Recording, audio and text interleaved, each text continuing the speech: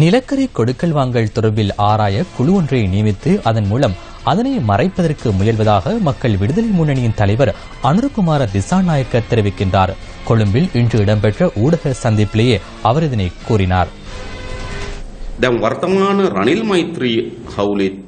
அவ்வாறு குற்றம் சுமத்தப்பட்டால் தற்போதைய ரணில் மைத்ரி அரசாங்கம் என்ன செய்கின்றது?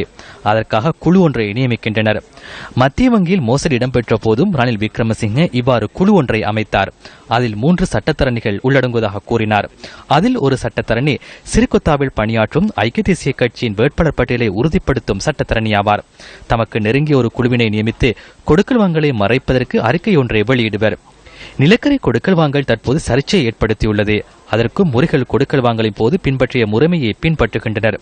அதற்காக குழு ஒன்றை நியமித்து அறிக்கை ஒன்றை பெற்றுக்கொள்ள முயற்சி செய்கின்றனர். இதனை நோக்கும் போது அன்று மஹிந்த ராஜபக்சவின் ஆட்சியும் இன்றைய மைத்ரி ரணில் ஆட்சியும் ஒன்றே. எனினும் கொள்கைகளை நடைமுறைப்படுத்துவதற்கு 2 முறைகளை கையாளுகின்றனர். அன்று அவர் ஃபைல்களை மறைத்தார். இறுதியில் என்னிடம் ஃபைல் இருப்பதாக கூறுவார். இவர் குழு ஒன்றை நியமித்து அறிக்கை சிபார் செய்யப்பட்டுள்ளதாக கூறுகின்றார். 2 குழுக்களும் தாம் செய்த ஊழல் மோசடிகளை மறைப்பதற்கு முயற்சிக்கின்றன. குறிப்பாக பாராளுமன்றத்தில் கோப் குழு ஒன்று உள்ளது. கோப் குழுவினால் தண்டனை வழங்க முடியாது, சிபாரிசு செய்ய மாத்திரமே முடியும்.